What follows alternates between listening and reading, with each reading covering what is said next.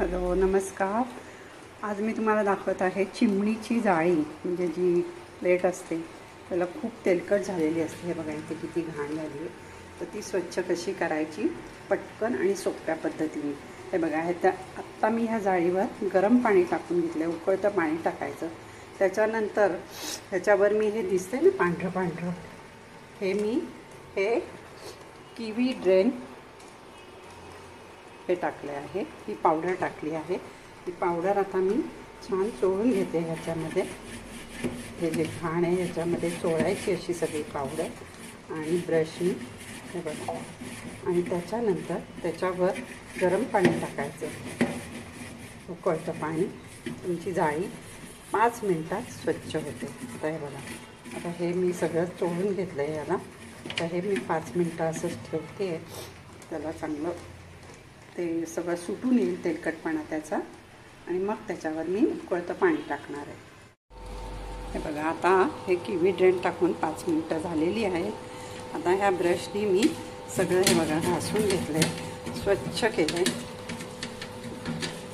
तेही आता घाण राहिली नाही आहे. आणि आता मी त्याच्यावर उकळतं पाणी टाकणार आहे परत. ते सगळं स्वच्छ होऊन जाईल. आणि त्यानंतर विम लिक्विड साबणाने त्याला स्वच्छ घासून घ्यायचं. एकदम चकाचक तुमची जाळी 5 ते 10 मिनटात होऊ शकते. टाकीन तशी सगळी घाण हे बघा काळं काळं दिसते ना, सगळी घाण निघून जाते त्याची आणि जाळी एकदम स्वच्छ होते. बघा किती छान स्वच्छ होते.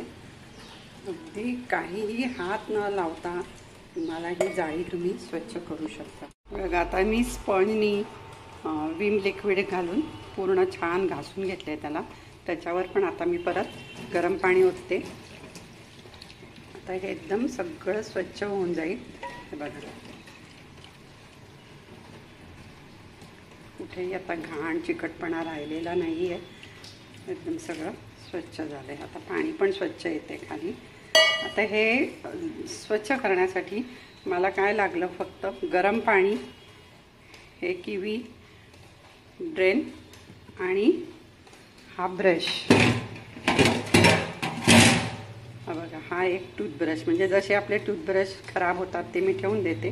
हे बघा, आता तुम्हाला दिसतंय का खूप छान प्रकारे स्वच्छ झालेली आहे.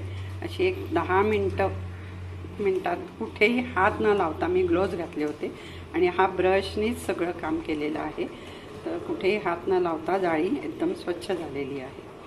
तुम्हाला आवडली असेल तर तुम्ही पण अशी करा. धन्यवाद.